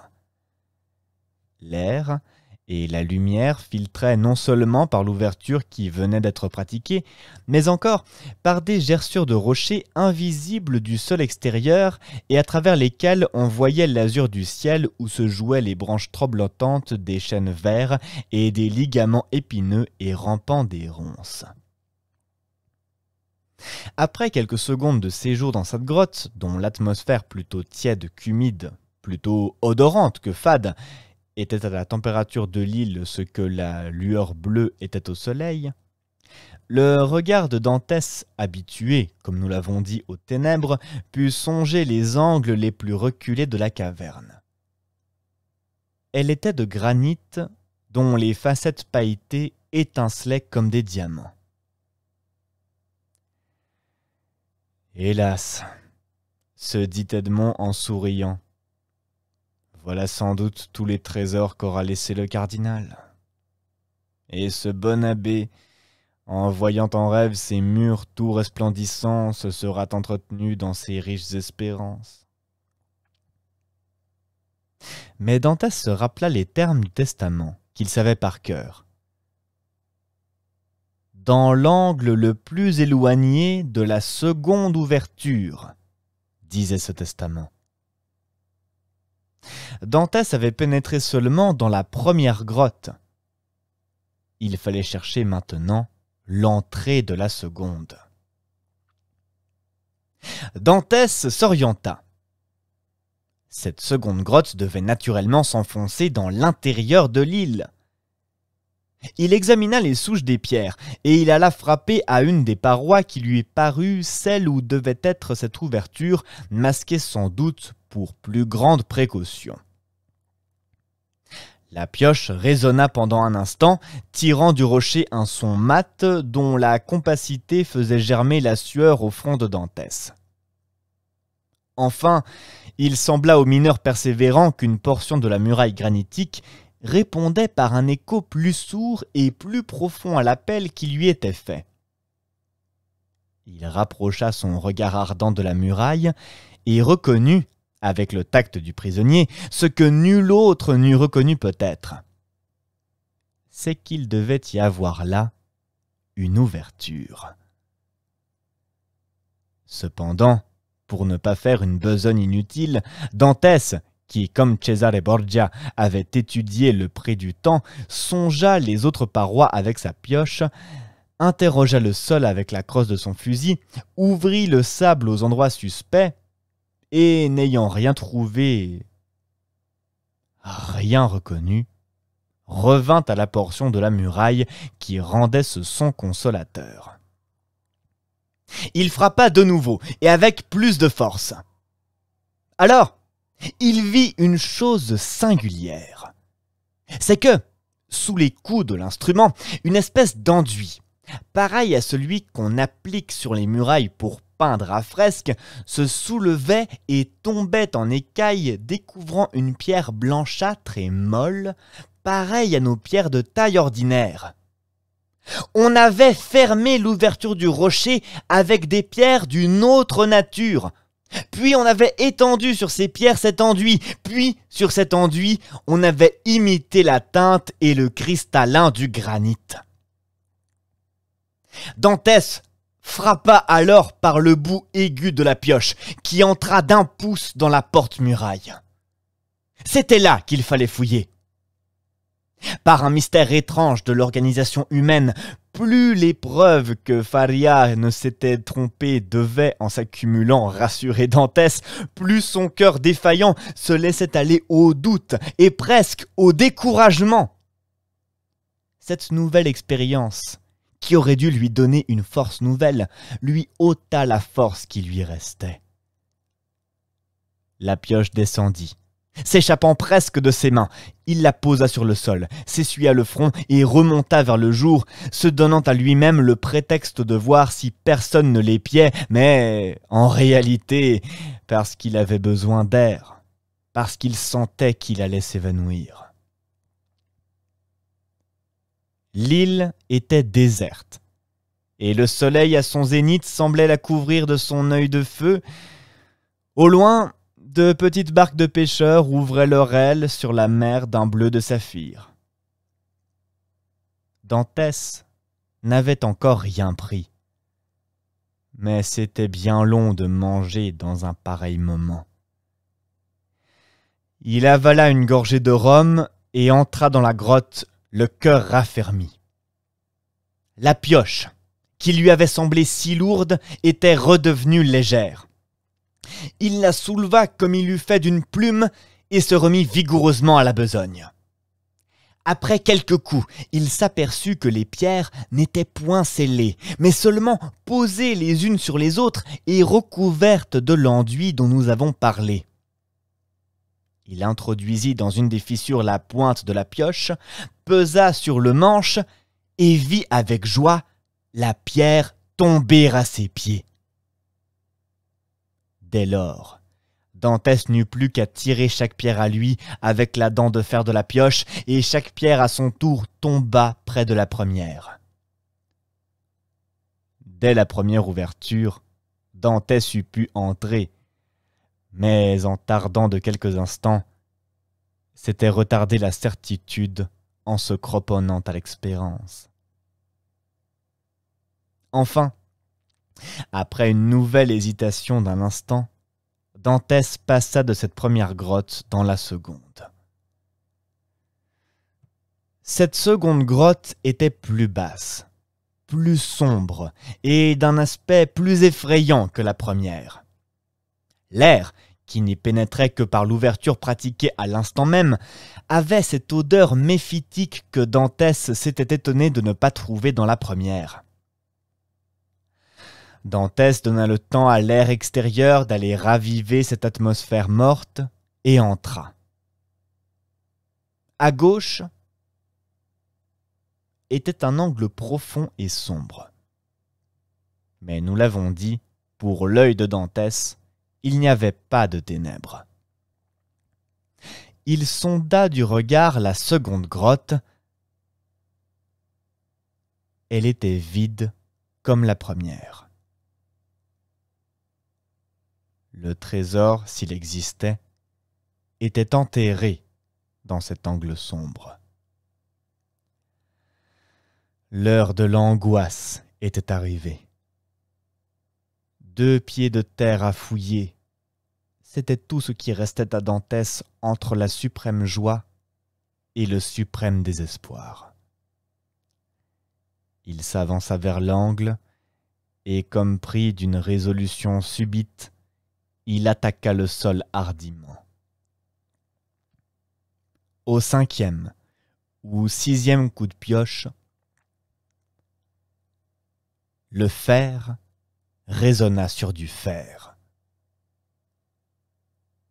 Jamais tocsin funèbre, jamais glas frémissant ne produisit pareil effet sur celui qui l'entendit.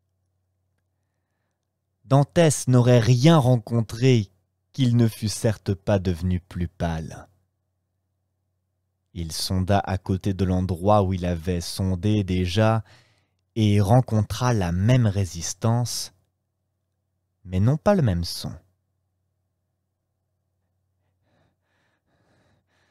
C'est un coffre de bois, cerclé de fer, dit-il.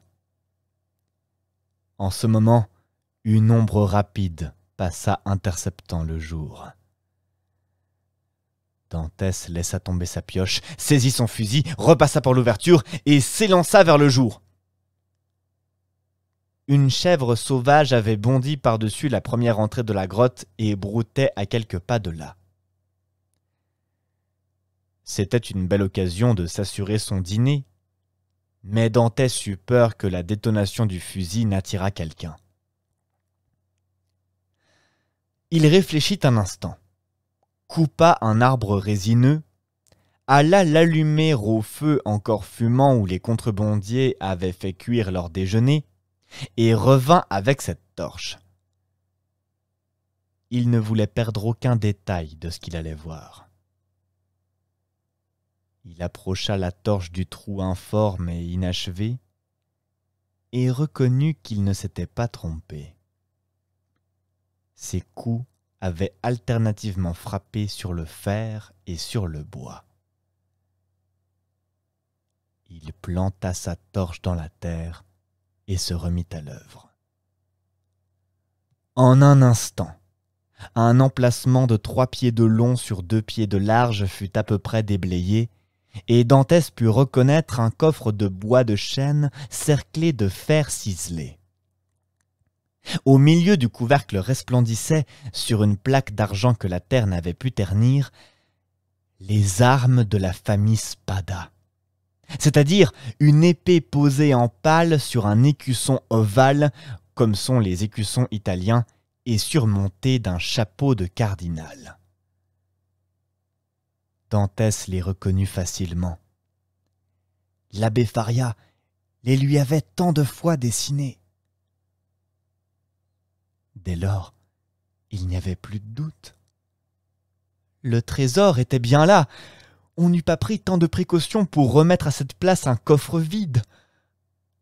En un instant, tous les alentours du coffre furent déblayés, et Dantès vit tour à tour apparaître la serrure du milieu, placée entre 2 cadenas, et les anses des faces latérales. Tout cela était ciselé comme on ciselait à cette époque où l'art rendait précieux les plus vils métaux. Dantès prit le coffre par les anses et essaya de le soulever. C'était chose impossible. Dantès essaya de l'ouvrir. Serrure et cadenas étaient fermés. Les fidèles gardiens semblaient ne pas vouloir rendre leur trésor. Dantès introduisit le côté tranchant de sa pioche entre le coffre et le couvercle, pesa sur le manche de la pioche, et le couvercle, après avoir crié, éclata. Une large ouverture des ais rendit les ferrures inutiles, elles tombèrent à leur tour, serrant encore dans leurs ongles tenaces les planches entamées par leur chute, et le coffre fut découvert. Une fièvre vertigineuse s'empara de Dantès. Il saisit son fusil, l'arma et le plaça près de lui. D'abord, il ferma les yeux, comme font les enfants, pour apercevoir dans la nuit étincelante de leur imagination plus d'étoiles qu'ils n'en peuvent compter dans un ciel encore éclairé. Puis il les rouvrit et demeura ébloui. 3 compartiments scindaient le coffre. Dans le premier, brillaient de rutilants écus d'or aux fauves reflets. Dans le second, des lingots mal polis et rangés en bon ordre, mais qui n'avaient de l'or que le poids et la valeur. Dans le troisième, enfin, à demi-plein, Edmond remua à poignées les diamants, les perles, les rubis qui, cascades étincelantes, faisaient, en retombant les uns sur les autres, le bruit de la grêle sur les vitres. Après avoir touché, palpé, enfoncé ses mains frémissantes dans l'or et les pierreries, Edmond se releva et prit sa course à travers les cavernes avec la tremblante exaltation d'un homme qui touche à la folie. Il sauta sur un rocher d'où il pouvait découvrir la mer et n'aperçut rien. Il était seul, bien seul, avec ses richesses incalculables, inouïes, fabuleuses qui lui appartenaient. Seulement, rêvait-il ou était-il éveillé? Faisait-il un songe fugitif ou étreignait-il corps à corps une réalité? Il avait besoin de revoir son or, et cependant, il sentait qu'il n'aurait pas la force en ce moment d'en soutenir la vue. Un instant, il appuya ses deux mains sur le haut de sa tête, comme pour empêcher sa raison de s'enfuir, puis il s'élança tout au travers de l'île sans suivre, non pas de chemin, il n'y en a pas dans l'île de Monte Cristo, mais de lignes arrêtées, faisant fuir les chèvres sauvages et effrayant les oiseaux de mer par ses cris et ses gesticulations. Puis, par un détour, il revint, doutant encore, se précipitant de la première grotte dans la seconde et se retrouvant en face de cette mine d'or et de diamants. Cette fois, il tomba à genoux.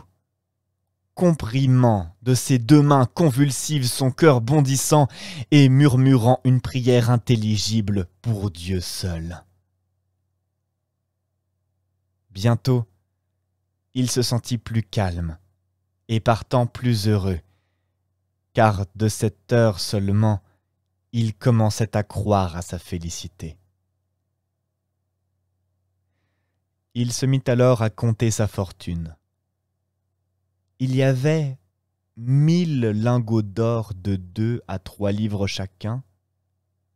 Ensuite, il empila 25 000 écus d'or, pouvant valoir chacun 80 francs de notre monnaie actuelle, tous à l'effigie du pape Alexandre VI et de ses prédécesseurs, et il s'aperçut que le compartiment n'était qu'à moitié vide. Enfin, il mesura 10 fois la capacité de ses deux mains en perles, en pierreries, en diamants, dont beaucoup, montés par les meilleurs orfèvres de l'époque, offraient une valeur d'exécution remarquable, même à côté de leur valeur intrinsèque. Dantès vit le jour baisser et s'éteindre peu à peu. Il craignit d'être surpris s'il restait dans la caverne et sortit, son fusil à la main. Un morceau de biscuit et quelques gorgées de vin furent son souper. Puis, il replaça la pierre, se coucha dessus et dormit à peine quelques heures, couvrant de son corps l'entrée de la grotte.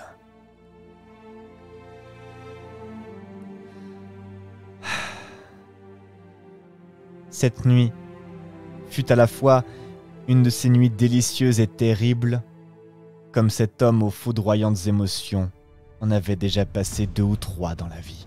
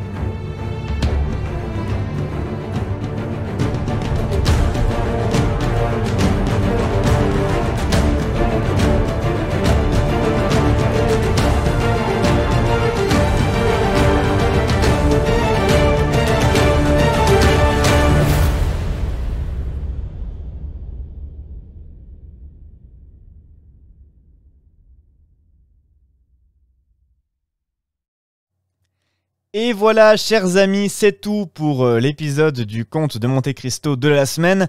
La suite, la semaine prochaine à 21 h pour la suite de nos aventures, maintenant que Dantès n'est plus en zonze et est plein aux as.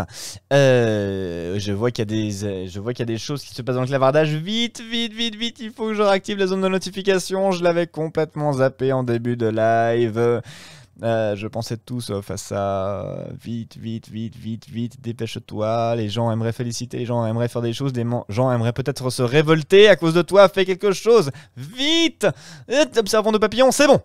C'est bon, la zone de notification est toute verte. Voilà. Comme ça, on est bon. Comme ça, on est bon. On est bon? Eh ben quoi, on est bon? On est bon!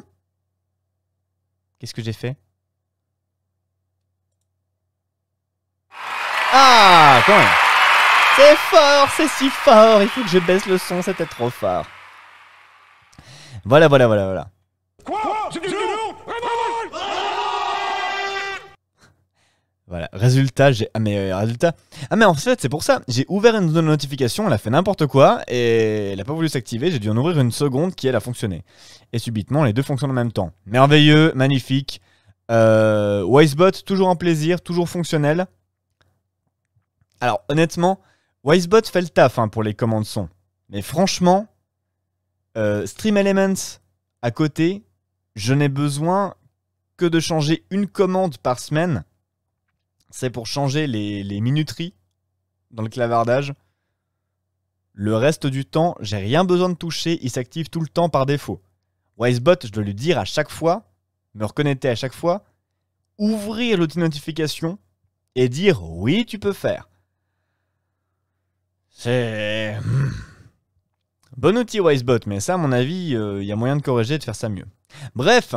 Et coucou Noirhammer, oui tu arrives effectivement, tu arrives à la fin du live, mais la bonne nouvelle c'est que d'ici quelques minutes, tu vas pouvoir voyager à la suite du jeudi soir des histoires avec le live de l'ami Bavard Stories qui n'est pas encore en live.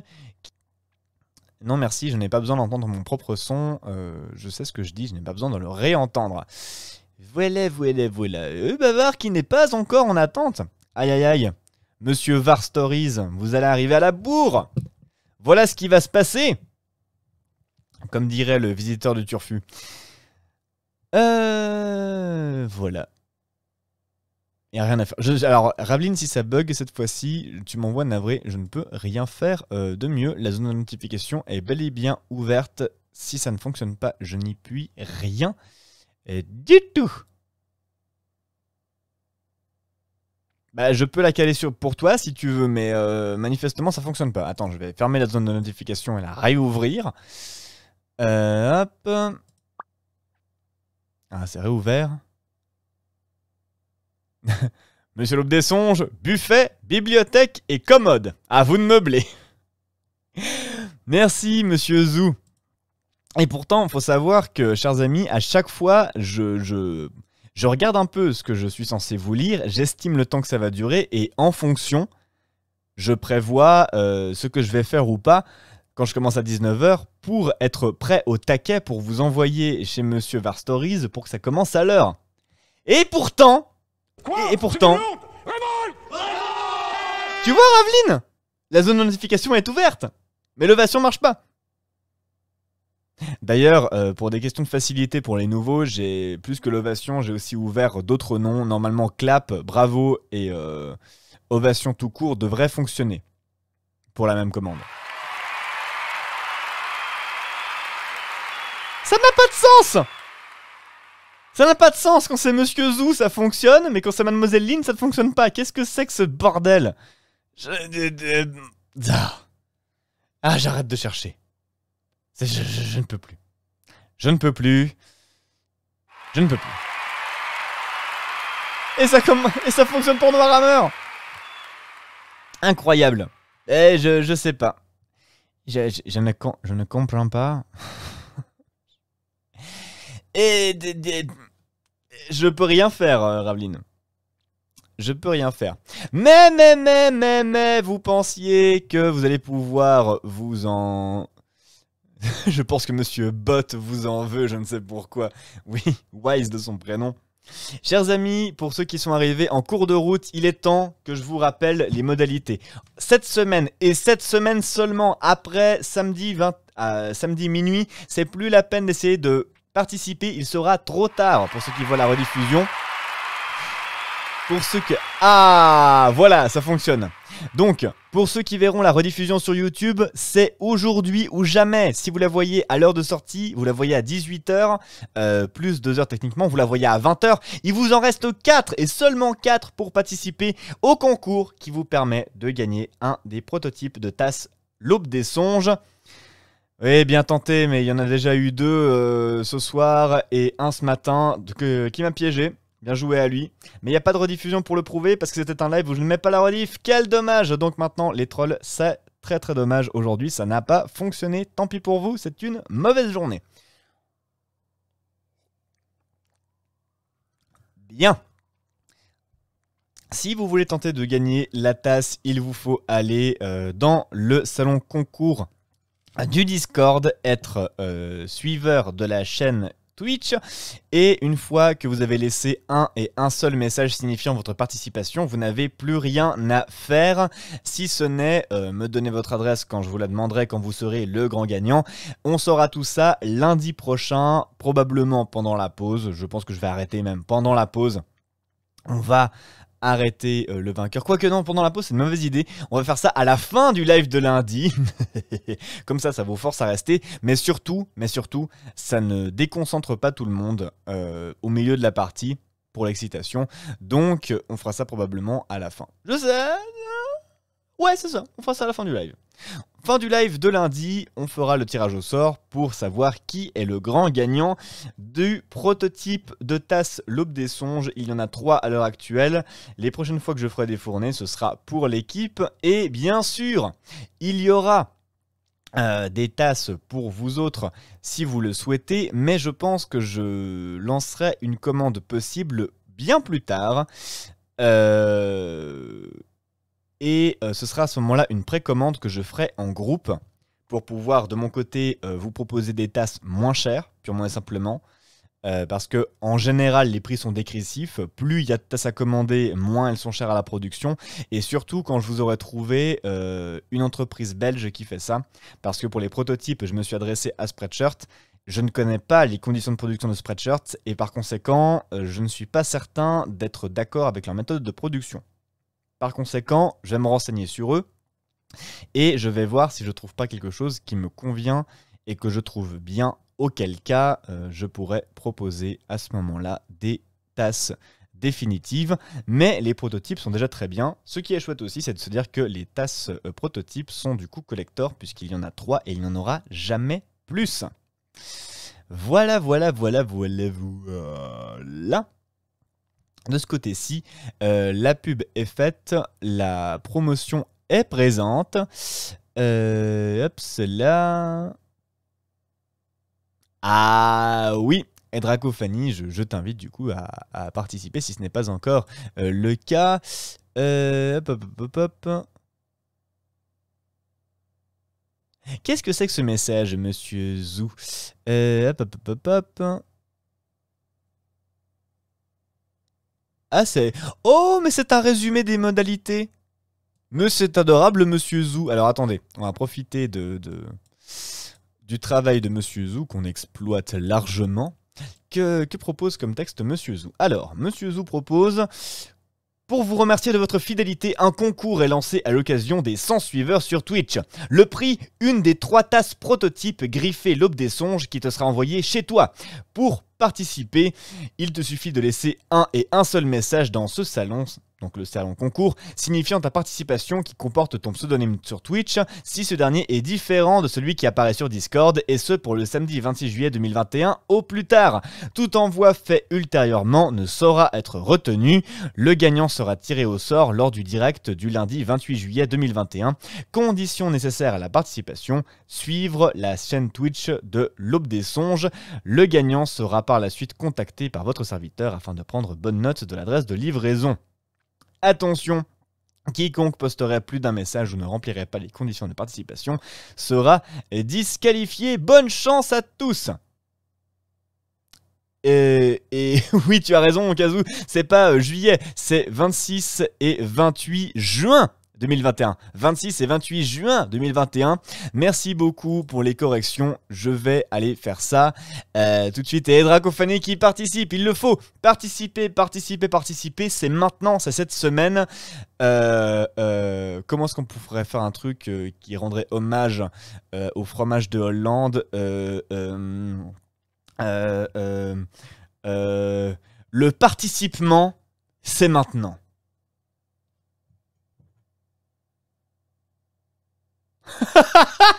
Voilà, avec le geste nul, comme ça on a fait la totale jusqu'au bout. Sur ce, chers amis, je viens de voir que le camarade Bavard Stories vient de se connecter et vient de lancer son délicieux compte à rebours. Donc, le temps que je lise le dernier message de Raveline et que j'envoie le générique, il sera temps de commencer à l'heure le live de Monsieur Stories.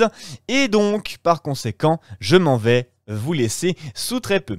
La soupe que je suis en train de faire cuire a une bonne odeur et me rappelle que mon repas de midi, pris à 14h, n'était que quelques fourchettées de salade et que je n'ai rien mangé depuis, j'ai faim. Mais Raveline, c'est pas un bon plan ça. C'est pas un bon plan. Du tout. Le moment où tu as le plus besoin d'énergie, c'est l'après-midi. Donc ne pas beaucoup manger à midi, c'est pas un bon plan. Et le soir, pareil, manger beaucoup, c'est pas ouf. Parce qu'à part s'assommer pour dormir, puis avoir plein d'énergie pour faire dodo, c'est pas foufou.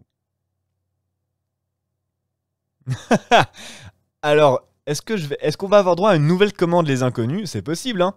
Mais alors, concrètement, pour être parfaitement honnête, le fait d'avoir faim à midi ou non, pour être parfaitement honnête, c'est un problème personnel, cela ne nous regarde pas. Tout à fait. Cependant, si c'est l'heure de midi, faut manger.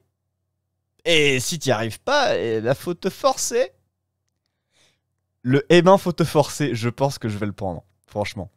Il y a moyen de faire des super commandes avec ça. Une soupe, ça va. Oui, pour dormir, une soupe, ça va. Quoique, c'est le...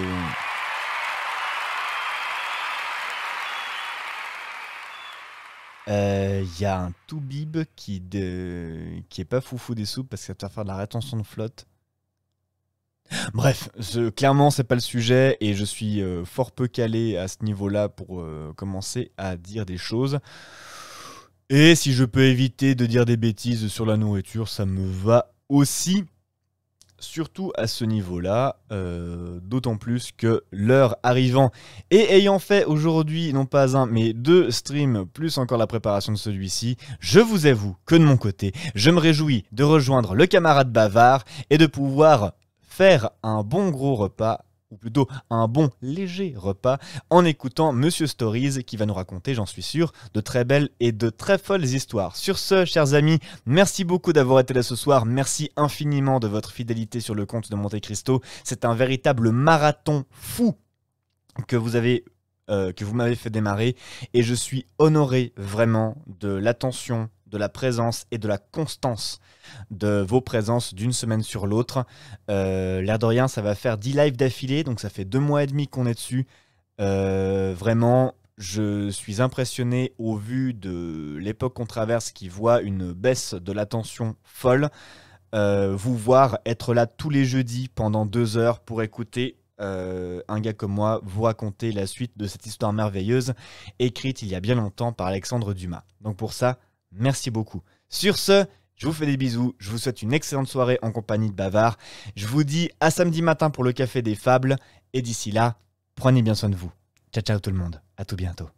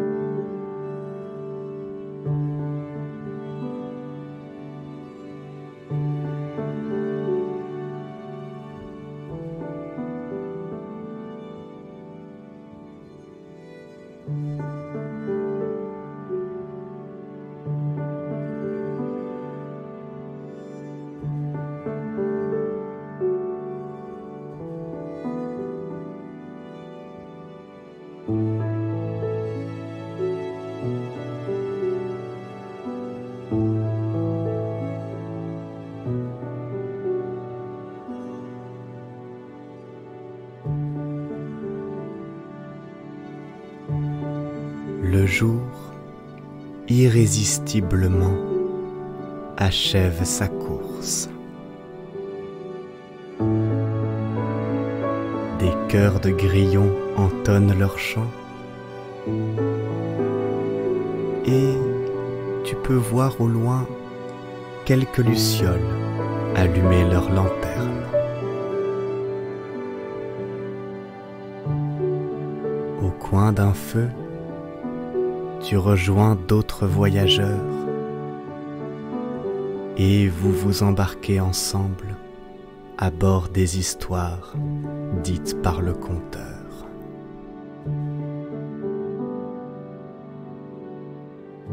Vous levez les yeux au ciel et, tandis que les brumes crépusculaires révèlent la clarté naissante de la lune, vous atteignez, sans le savoir, l'aube des songes.